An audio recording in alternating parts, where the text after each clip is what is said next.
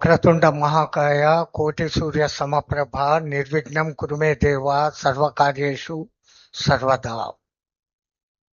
శరదిందు వికాస మందహాసం స్ఫురదిందీవరలోచనాభిరామం అరవింద సమాన సుందరాస్యాం అరవిందాసన సుందరీం ఉపాస్మహే. వసుదేవ సుతం దేవం కంస చాణూరమర్దనం దేవకీ పరమానందం కృష్ణం వందే జగద్గురు. మా గురుదేవులైనటువంటి మహంత్ హిమాలయ గిరిజీ మహారాజ్ వారి పాదపద్మములను మనస్సులో స్మరించుకొని ధ్యాన జగత్ పిరమిడ్ జగత్ సృష్టికర్త అయిన బ్రహ్మశ్రీ పితామహ పత్రిజీ మహాశయులకు సాష్టాంగ నమస్కారాలు తెలుపుకొని మహావతార్ బాబా ఫౌండేషన్ పేరు మీద అత్యద్భుతమైనటువంటి కార్యక్రమాలు నిర్వర్తిస్తూ జనాలకు ఆయురారోగ్యాలకు ప్రాధాన్యత, ధ్యాన ప్రాధాన్యతను ప్రచారం చేస్తున్న శ్రీ రంగనాథ్ లక్ష్మీ దంపతులకు వచ్చిన అశేష భక్త ధ్యాన భక్తులందరికీ శిరస నమస్కారములు. శ్రీ రంగనాథ్ గారు అటు కర్ణాటకలో, ఇటు ఆంధ్రాలో, తమిళనాడులో, ఒకటేంటి దేశంలో ఎక్కడైనా కానీ ఒక దిక్కు ధ్యాన ప్రచారము, రెండవ దిక్కు జనాలకు ఆరోగ్యము. మన పూర్వీకులంతా మనల్ని ఆశీర్వదిస్తే ఆయు ఆరోగ్య ఐశ్వర్య అంటారు. ఆయువు 100 ఏళ్ళు బతికినా కానీ రోగాలమయంగా బతికితే ఏం ప్రయోజనం? తో ఆయువు ఉంటే సరిపోదు, ఆరోగ్యం ఉండాల. ధ్యానం చేస్తే ఏ రోగాలు రావు, ఉన్న రోగాలు పోతాయి. ఈ మాట నిజం. కానీ ధ్యానం చెయ్యాలంటే కూడా ఈ ఒళ్ళు సహకరించాల కదా. ఆరోగ్యమే మహాభాగ్యము అన్నారు. మొదట మనం సంపూర్ణ ఆరోగ్యవంతులం అయితే అత్యద్భుతంగా ధ్యానం చేసుకోవచ్చు. ధ్యానానికి ఆటంకం రాదు. ధ్యానానికి మొట్టమొదటి ఆటంకం మన శారీరక అనారోగ్యాలు. శరీరం భద్రంగా ఉందనుకోండి, ధ్యానం బ్రహ్మాండంగా కుదురుతుంది. ధ్యానం ఒక్కసారి కుదిరితే మనమేంటో తెలుస్తుంది, మన ఒళ్ళేంటో మనకు అర్థమవుతుంది, మన ఒళ్ళు మనకు మోల్డ్ అవుతుంది. ఆ మోల్డ్ కావాలంటే ధ్యానం చేయాల. இங்க நிறைய பேர் தமிழால் இருக்கிறாங்க. எனக்கு தமிழ் அந்த அளவுக்கு பூர்ணமா தெரியாது.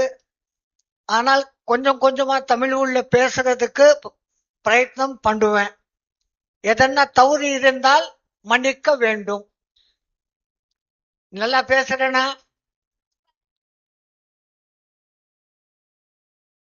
இந்த மகாவதார் ஃபவுண்டேஷன் இருந்தது, அவங்கள பிரதான லட்சியம் మనుషులకు మొదల ఆరోగ్యం.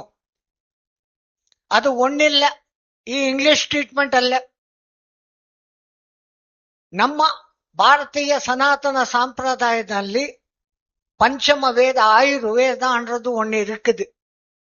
அது உள்ள எத்தனோ டிபார்ட்மெண்ட். எது ஒன்னும் ஃபாலோ பண்ணிட்டான்னு உடம்பு நல்லா ஆயிடும். இவர் ஒன்னே பண்ணல. அவரு சுத்தமா டாக்டரா இருந்தாலும் எத்தனைப்பட்ட ஆயுர்வேத விதானங்கள் இதோ அது எல்லாமே கண்டுபிடிச்சிட்டு அதுக்கு யார் சொல்லுவாங்க, எப்படி எப்படி சொல்லுவாங்களோ அந்த விதானம் எல்லாருக்கும் சேரணும் அன்றது ஒரு பிரயத்னத்தில் இந்த பிஎம்சி ஜத்தக்கா கூடிக்கொண்டு இங்க இந்த ப்ரோக்ராம் வச்சுட்டாங்க. அது எப்படிப்பட்ட க்ஷேத்திரம்? திரு அண்ணாமலை. நம்ம உடம்புல அக்னி இருக்குது. அந்த அக்னி இருக்க வேண்டியத சூடுல இருந்தால் எல்லாமே நடக்கும். அப்படிப்பட்ட புண்ணியக்ஷேத்திரನಲ್ಲಿ ಇವಳ பெரிய ப்ரோக்ராம் 3 நாள். காத்தாலே சுப்பிரமணிய சங்கீதம், அதுக்கப்புறம் வேறு வேறு டிபார்ட்மெண்ட்ನಲ್ಲಿ நிஷ்ணாதரான ಆ டாக்டர்கள் அவங்களுடைய விதானಗಳು அவங்கள சொல்லுவாங்க. யாருக்கு எது பிடிக்குமோ அது எடுத்துக்கணி முதல் நம்ம உடம்புன்னு பார்த்துக்கணும்.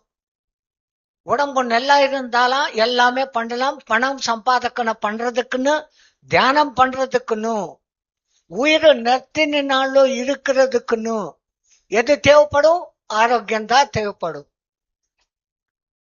ಅವರು ಪಂಡ್ರದು ಈ ಪ್ರಯತ್ನಕ್ಕೆ ನಾನು ஒரு சமிதியாகி இப்படி வந்தாச்சு. மத்தியானமோ சாயங்காலமோ மறுபடி இன்னொன்னு நாளே இன்னும் விபலமா பேசிக்கலாம்.